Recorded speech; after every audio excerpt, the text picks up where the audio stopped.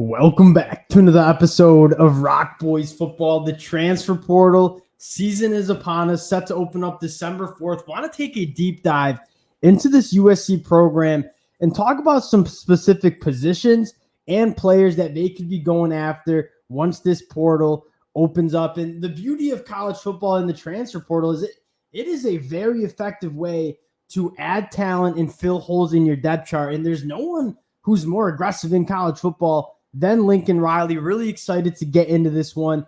The bullets are going to start flying relatively quickly. I'm fired up about it. Before we get into it, just want to say thank you to you guys and a special shout out to the USC fans. You guys have shown just a ton of love, ton of support to the boys, whether it's the highs, whether it's the lows of this season. This has been a program that I've loved talking about, but the amount of support you guys have shown, it means a lot. If you do enjoy the content, consider subscribing to the channel, and more importantly, would love to hear from you guys in terms of what positions and players you guys want to see USC targeted. We're going to be trying to break all of these moves down as that portal opens up. So if you do enjoy the updates, enjoy the content, consider subscribing to the channel. And without further ado, let's get into this one. And I want to start with the quarterback position. This is probably where I would want to hear from you guys most in terms of the USC is in a really good spot in the quarterback room, right? Malachi Nelson, the 5-star, who's going into his second year, and you have Miller Moss, two really talented quarterbacks. And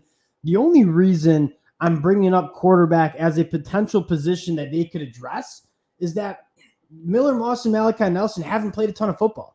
And so is Lincoln Riley okay with going into the season with two quarterbacks who are really talented but haven't played a ton of football, or does he want to add another veteran arm to this quarterback room? The beauty of Lincoln Riley in his time at USC, he's going to have a line out the door of quarterbacks that want to play in this offense. There's not a coach in the country that's been more successful developing quarterbacks than Lincoln Riley, whether it's at Oklahoma, whether it's at USC. So getting the talent is not going to be a problem for Lincoln Riley in the transfer portal. I think the bigger question is, do you want to, and do you feel the need to go and get a quarterback? And would you risk having Miller Moss or Malachi Nelson maybe hit the portal if you were to go and get a veteran quarterback? Now, if USC were to determine that they want to add a quarterback into this room, I don't think there's a better quarterback for this position than Michael Pratt.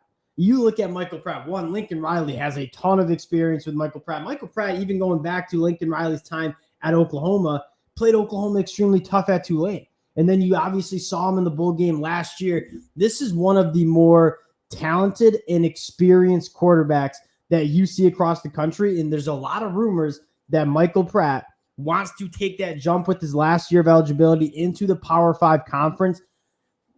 This would be a perfect landing spot. And again, you take a look at what that quarterback room would look like, a veteran with Michael Pratt, Miller Moss, and Malachi Nelson. That is arguably one of the best quarterback rooms in the entire country. So if Lincoln Riley does feel the need to add a quarterback, I think Michael Pratt coming out of Tulane would make a lot of sense. And there's been a lot of buzz and a lot of smoke that Michael Pratt would be considering entering the transfer portal. Now, the next position that I think we clearly need to address here is the offensive line. And I'm going to talk about a few names. Keontae Goodwin is a guy that's already in the transfer portal. The next couple of guys aren't in the transfer portal yet, but I could see very well hitting the portal as it opens up. Keontae Goodwin, interesting story, started his career at Kentucky, former 5-star, 6'8", 340 pounds, was a 5-star in the 2022 class, played his freshman year at Kentucky, transferred to Florida this offseason, but did not actually play for Florida, hit the portal before the season started, so he's immediately eligible for the 2024 season. And you look at what USC wants to add on the offensive line, especially moving to the Big Ten. You want quality bodies, but you want physical bodies. And there's not a more physical body in the transfer portal than 6'8", 340-pound Keontae Goodwin. There was a reason he was a 5-star coming out in 2022. Coming from Indiana as a Michigan fan, I wanted Keontae Goodwin to come to Michigan. 6'8", 340 pounds, really good feet. And you can't teach that size and athleticism that Keontae Goodwin has. You talk about adding depth and talent to that offensive line unit. I think Keontae Goodwin would make a ton of sense for USC to pursue. He's still a young guy going into his third year of college football, obviously sat out his second year. This would be a really nice addition. The next two names I want to talk about are guys who haven't played a ton of football, and haven't hit the transfer portal yet, but I think would be really good options for USC. And we're going to the Michigan Wolverines. Jeff Percy, many of you guys know I'm a Michigan fan. What's interesting about this Michigan offensive line is there are 7 seniors on this team right now that are kind of starting. And there's so much talent on this Michigan offensive line that just haven't gotten the opportunity to start. Jeff Percy is a guy that I think most Power 5 teams would take as a starting offensive lineman, but at Michigan, he just hasn't had the chance to become a starter. And if he doesn't have an avenue to start going into his, 5th year of college football next year, I could certainly see him being a guy that decides to hit the transfer portal and goes and finds a spot that he's going to be able to start. I'm rooting for that because I think he's a phenomenal football player. He's from the state of California. USC wanted him coming out of the 2020 class. This would make, to me, a lot of sense. And again, it'd be an under-the-radar addition because he hasn't played that much football at the Power 5 level, but I think would be a really quality body to get into that USC offensive line. And we're going to stay with the Michigan Wolverines here and go after another guy that USC wanted coming out of high school, Reese Adbar from the state of Colorado. Similar story. This is a guy that could play guard, could play center. Really, really talented guy. I've watched him in the spring game. I think he would start on a lot of Power 5 teams across the country. Just with this Michigan offensive line, he hasn't really had that opportunity. And Michigan's recruited really well in the back of him too, so you're not really sure if he's going to have a starting role in the 2024 season. So Reese Adbar, it would make a lot of sense for him to hit the transfer portal. And again, a guy that wouldn't make national headlines because he's not an All-American offensive lineman, but I think would be a phenomenal starting offensive lineman for USC, even though he hasn't started much at the Power 5 level because Michigan is so loaded on that offensive line. And that's kind of the interesting conversation you can have with the transfer portal. There's a ton of talent that looks a lot of different ways. There's a lot of guys who are great at the Group of 5 level and want to take the jump to the Power 5 level. There's guys that are really talented players, just haven't had the chance to play because they've been buried in the depth chart, kind of like Bear Alexander last year. Even though they haven't played a ton of football, does not mean they can't play. And again, the transfer portal is going to be loaded with talent that looks a lot of different ways. Reese Adbar, Jeff Percy, although not going to be making headlines, I think would be really smart moves for USC to kick the tires on. Again, West Coast guys, think that would make a lot of sense. Going to the defensive side of the ball, and this is one of my favorite guys that's already available in the transfer portal, and I think would make too much sense at USC, and that's Joey Slackman from the University of Pennsylvania. The last 28 games, he's registered 25 tackles for loss, 13 sacks. You obviously have a big jump up in competition, but he's a guy that you talk about adding physicality and kind of some culture into that defensive line. Joey Slackman, 6'4", 300 pounds. If you look at pictures of him and you watch his film, this guy moves like he's 250 pounds. He moves like a linebacker. He's yoked up, extremely physical, hard-nosed guy in the defensive line. And even if he doesn't come in and immediately start for USC, he adds depth to that USC defensive line, which has been a problem. Like, there are some quality starters in that USC defensive line, but you look at the likes of Georgia and Alabama and why they have good defensive lines. Yes, they have the star talent, right? The guys like Bear Alexander, but they also have a ton of depth. When you're cycling those guys in and out in the second half, you're having quality guys being cycled in. Joey Slackman, I think, could be a starter at the Power 5 level, but certainly would add a ton of depth and physicality to USC, especially as they move into the Big Ten.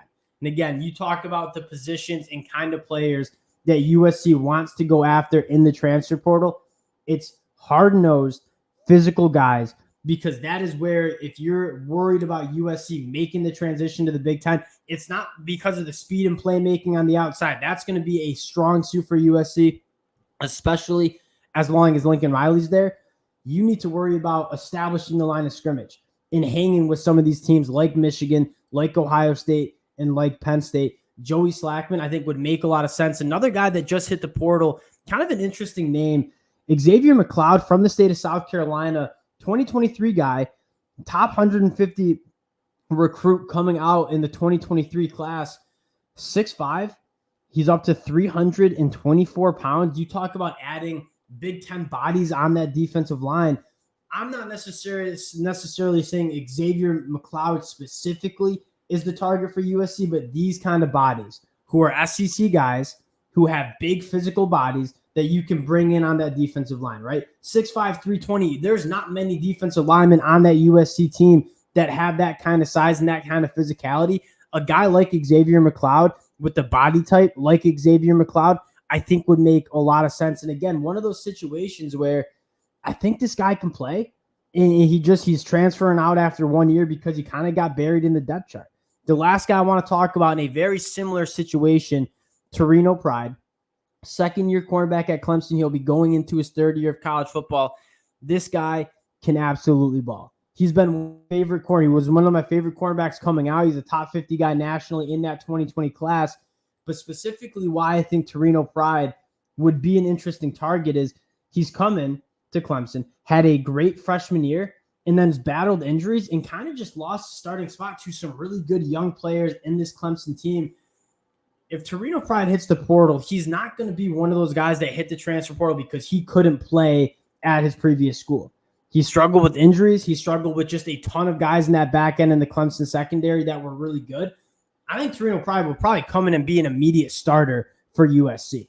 And again, you look at the continued hopeful progression of Damani Jackson, and Torrence Pride, Damani Jackson, a young tandem at the cornerback spot that would make a lot of sense for USC.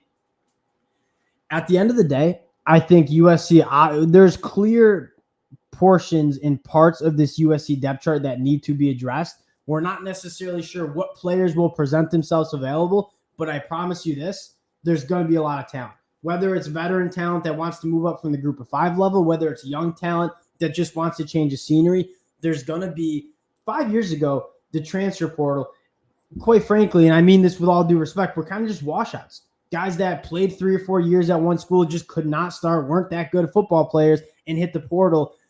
The new age of college football in the transfer portal, there is a ton of talent that looks different in the transfer portal.